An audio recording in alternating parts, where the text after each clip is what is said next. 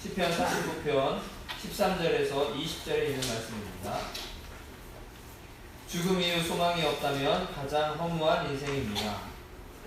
종말의 어리석은 자들의 아름다움은 소멸하고 수울이 그들의 거처가 될 것이지만 시편 기자는 하나님이 자신을 영접하실 것이라 합니다. 부자가 죽을 때 가져가는 것이 없고 그의 영광도 따라가지 못하니 그를 두려워할 필요가 없습니다. 존귀하나 깨닫지 못하는 자는 멸망하는 짐승과 같습니다. 13절입니다. 이것이 바로 어리석은 자들의 길이며 그들의 말을 기뻐하는 자들의 종말이로다. 그들은 날같이 소리에 이르러 전정되었으니 사망이 그들의 목자일 것이라. 정직한 자들의 아침에 그들을 다스리니 그들의 아름다움은 소멸하고 수월이 그들의 조서가 되리라. 그러나 하나님은 나를 영접하시리니 이러므로 내 영혼을 수월의 권세에서 건져내시리로다. 그가 민치하여 그의 집에 영광이 거할 때에 너는 두려워하지 말지어다. 그가 죽음에 가져가는 것이 없고 그의 영광이 그를 따라 내려가지 못함이로다. 그가 비록 생시의 자리를 축하하며 스스로 좋게 함으로 사람들에게 칭찬을 받을지라도 그들은 그들의 역대 조상들에게로 돌아가리니 영원히 빛을 보지 못하리로다. 죽음에 알아 깨닫지 못하는 사람은 멸망하는 짐승이로다. 아멘.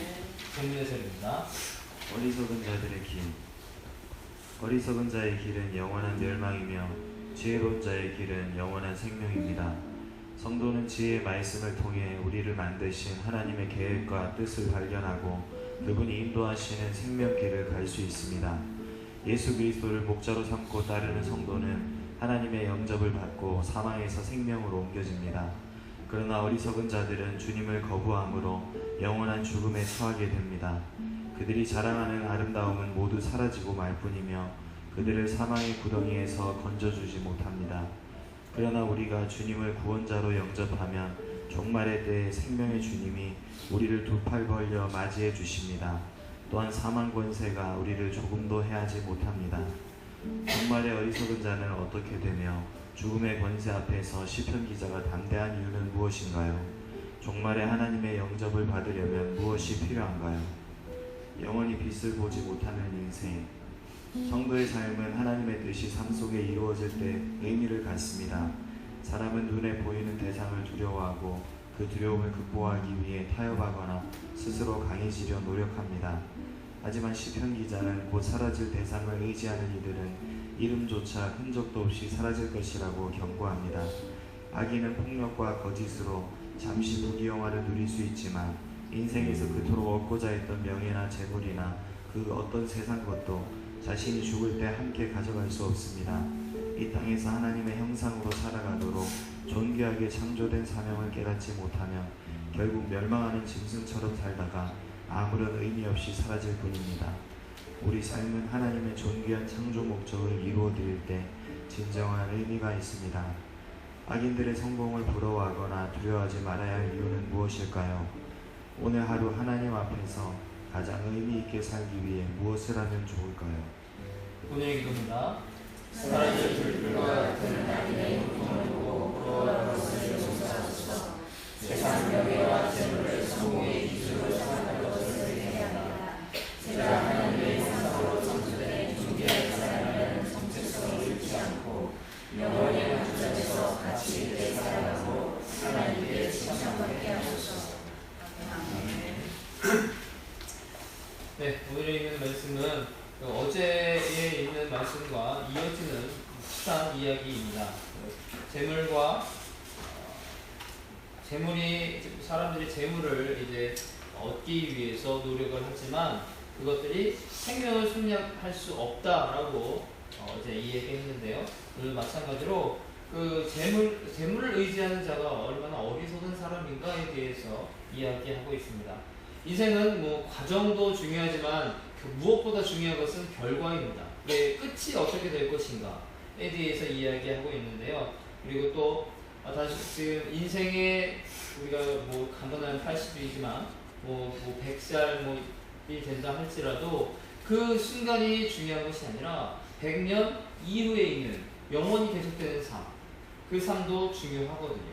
그래서 오늘 그 삶에 대해서 이야기하고 있는 것입니다. 그래서 오늘 두 가지 인생을 통해서 두 가지 결말이 나게 되는데 우리가 무엇을 택할 것인가를 오늘 본문을 통해서 다시 한번 살펴보는 그런 부분입니다. 그러니까 그 선택의 갈림길에 우리가 있는데 오늘 이제 본문의 말씀을 통해서 그것이 이제 이정표가 된다는 거죠. 이쪽으로 가면은 영생이고 이쪽으로 가면 멸망입니다라고 하는 그 이정표가 분명하게 있음에도 불구하고 그것을 보면서도 이것이 더 좋아 보이니까 그쪽으로 간다. 근데 우리의 선택이라는 거죠. 그래서 오늘 있는 말씀을 통해서 내가 어떤 선택을 하는 것이 정말 지혜로운 사람인가에 대해서 살펴보는 그런 본문입니다. 13절을 보게 되면요. 이것이 바로 어리석은 자들의 길이며 그들의 말을 기뻐하는 자들의 종말이로다. 여기서 말하는 이것이라고 하는 것은요. 재물을 신뢰하는 사람들이고요. 그리고 결국 그 재물로 인해서 죽음까지도 피할 것이다. 죽음을 속량할 것이다 라고 생각했던 사람들, 그 사람들은 결국 그 사람들도 죽음을 피하지 못한다라는 것입니다. 오늘 그것이 바로 이것이다 라는 말이고요. 그러니까 재물을 신뢰했던 사람들, 그 사람들이 어리석은 자의 길을 걸어가고 있다라고 이야기하고 있습니다. 오늘 그 두 종류의 인생길이 나오는데요. 자신을 믿고 사는 사람이 나오고요. 하나님을 믿고 사는 사람이 나오게 됩니다. 그래서 어리석은 사람과 지혜로운 사람이 나오는데 어떤 것이 과연 지혜로운 사람인가? 어리석은 사람은요, 자기 자신을 믿고 있는 사람인데요. 그 사람은요, 재물이 우상이 돼요. 자신을 믿고 있다고 하지만 결국 자신이 아닌 재물을, 눈에 보이는 것들이죠. 재물이나 명예나 그런 것들을 우상으로 섬기고 그것을 하나님 자리에 올려놓고 그것을 따르게 되는 것이죠.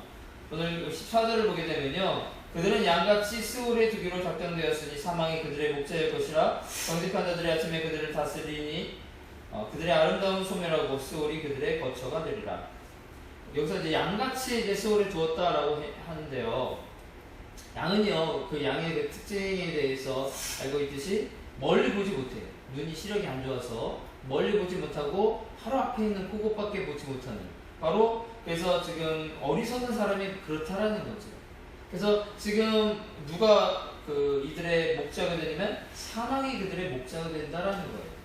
그러니까 지금 사망이 자신을 이끌면서 지금 눈에 보이는 좋은 것들로 그들을 유혹하고 지금 사망이라는 목자가 우리에게 좋은 풀밭으로 인도했구나라고 생각을 하고 있지만 그 결말은 사망이다라는 거예요. 죽음이다라는 거예요. 스올이라고 오늘 이야기하고 있다라는 거예요. 그러니까 눈앞에 보이는 그것이 더 중요하고 그것이 다인 줄 알고 그것이 전부인 줄 알고 생각하는 사람들, 바로 어리석은 양과 같은 사람들이다라는 거예요. 왜냐하면 그 길의 끝은 멸망이거든요. 그럼에도 불구하고 그것을 바라보지 못하고 바로 눈앞의 것만 보기 때문에 멀리 있는 것을 보지 못한다라는 거예요.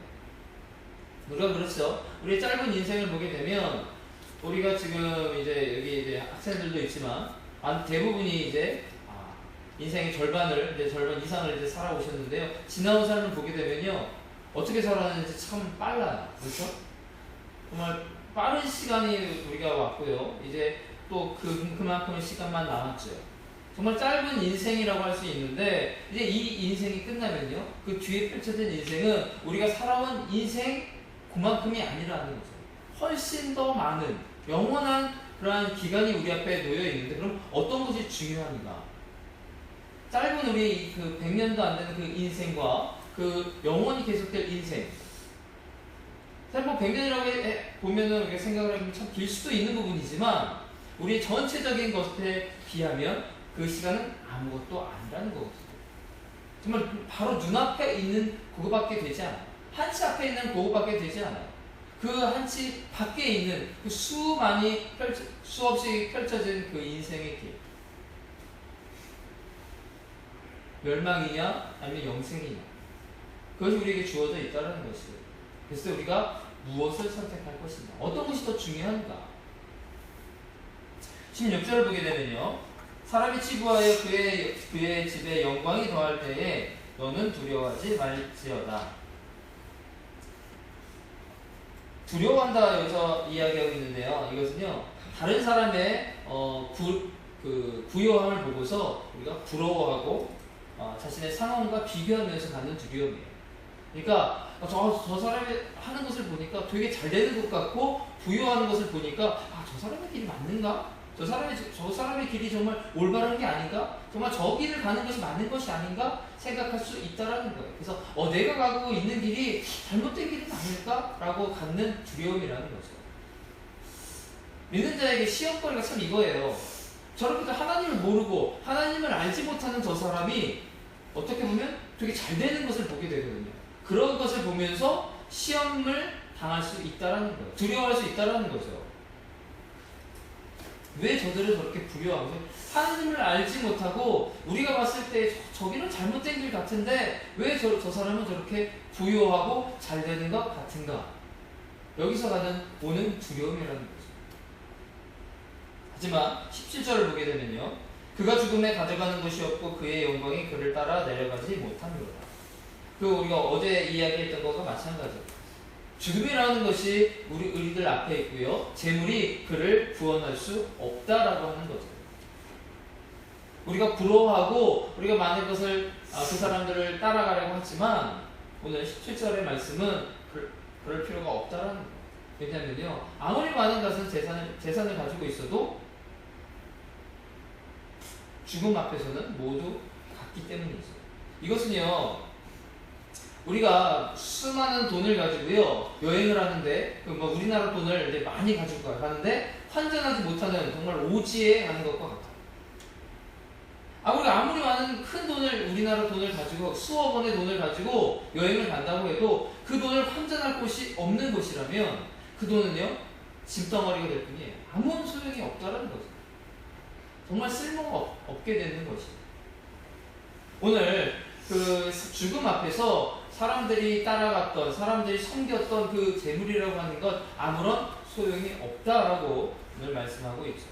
18절을 보게 되면요, 그가 비록 생시 자기를 축하하며 스스로 좋게 함으로 사람들에게 칭찬을 받을지라도 그들은 그들의 역대 조상에게로 돌아가리니 영원히 빛을 보지 못하리로다. 자신이 이룬 그 성공적인 삶, 그러니까 사생 사람들이 말하는 성공적인 삶이죠. 그것을 축하하고 스스로 높이고 만족하는 오늘 그 모습을 보게 돼요. 이들은요, 하나님 없이도 충분히 살 수 있다라고 생각하는 사람이에요. 왜냐면요, 지금 상황에 너무 만족하거든요. 지금 내가 이 자리에 오기까지, 내가 지금 소유한 것을 가지고 있는 이것은 하나님께서 하신 것이 아니라 내가 한 것이다라고 이야기하는 사람들이 있어요. 그래서 이들은 하나님이 필요 없는 사람. 그래서 이들에게 정말 재물이, 많은 사람들이 부러워하는 재물이 있고요, 명예가 있고요, 그러한 것들이 있지만 결국 그러한 것들로 인해서 하나님과 가까이 할 수가 없어요. 그러니까 하나님을 바라볼 수 있는 눈이 있어야 되는데요, 재물과 그런 명예와 부귀, 그런 것들로 눈이 가리워진다는 거죠. 그리고 그것으로 인해서 하나님과 가까이 할 수 없다면, 하나님과 멀어지게 된다면 여기서 지금 그들이 기뻐하고 누리고 있는 그 재물이라고 하는 것, 그 명예라고 하는 것은요, 오히려 저주예요. 많은 사람들이 그것을 얻으려고 우리가 발버둥 치고 있지만 그것 때문에 하나님을 알지 못한다면, 그것 때문에 하나님과 가까이 하지 못한다면 그것은 축복이 아니라는 거죠. 오히려 족쇄가 되고요, 하나님께 가까이 나아갈 수 없는 올무가 된다는 거예요. 그런데 많은 사람들이 그 함정에 빠진다는 거예요. 우리가 잠깐의 그 부와 명예로 즐거울 수는 있지만요, 우리 인생을 전체적으로 보면 우리 인생은 짧아요. 얼마 되지 않는 시간이에요. 그러면은 이 보이는 이 인생에서의 그 삶이 전부가 아니라 그 뒤에 있는 그 우리의 삶을 믿는다면 그 삶도 마찬가지죠. 내가 100년 살았으니까 앞으로 인생도 100년이다. 아니죠. 내가 100년 살았고 또 죽게 되었을 때에 그 나머지 주어지는 시간은 영원한 것이거든요. 그러면 어떤 것이 중요한가? 당연히 답은 나와요.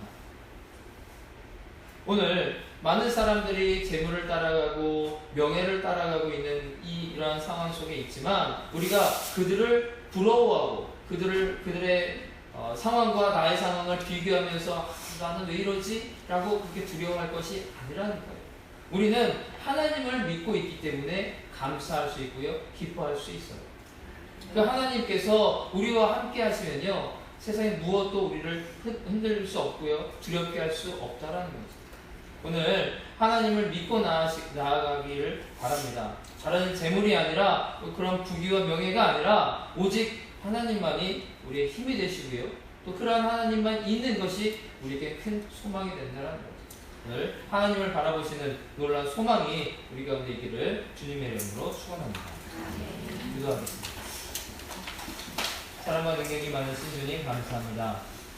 우리의 삶을 돌아보면서 재물이 부귀와 명예가 우리의 삶의 전부가 아님을 이 시간 고백하게 하시니 감사를 드립니다. 우리가 그것을 얻으려고 애를 쓰지만 그것이 삶의 전부가 아닙니다. 우리의 삶의 모든 것 되시고 우리의 전부가 되시는 하나님을 믿고 나아가는 우리가 되게 하여 주시옵소서. 어리석은 자가 되는 것이 아니라 우리의 삶을 주관하시고 우리의 미래를 결정하시는 하나님을 바라보는 지혜로운 자들이 될 수 있도록 인도하여 주시옵소서. 오늘 하루 살아갈 때에 하나님만 의지하게 하시고 하나님만 바라보는, 그래서 하나님께서 주신 놀라운 능력과 평강과 기쁨이 우리 삶 속에서 넘치게 하여 주시옵소서. 담임 목사님도 기억하여 주시고 그 마음속에 평안함을 주시고 기쁨과 감사가 넘칠 수 있도록 주께서 함께하여 주시옵소서. 감사하며 살아계신 예수님의 이름으로 기도합니다. 아멘. 주 안에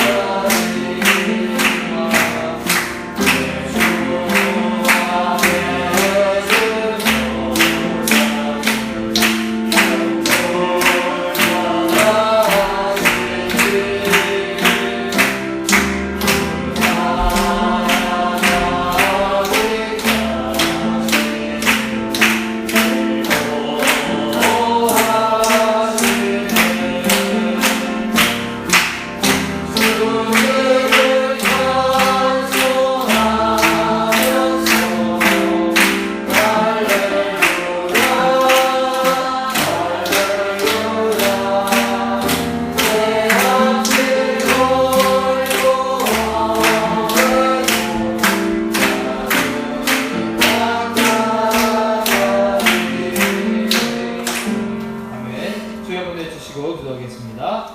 주여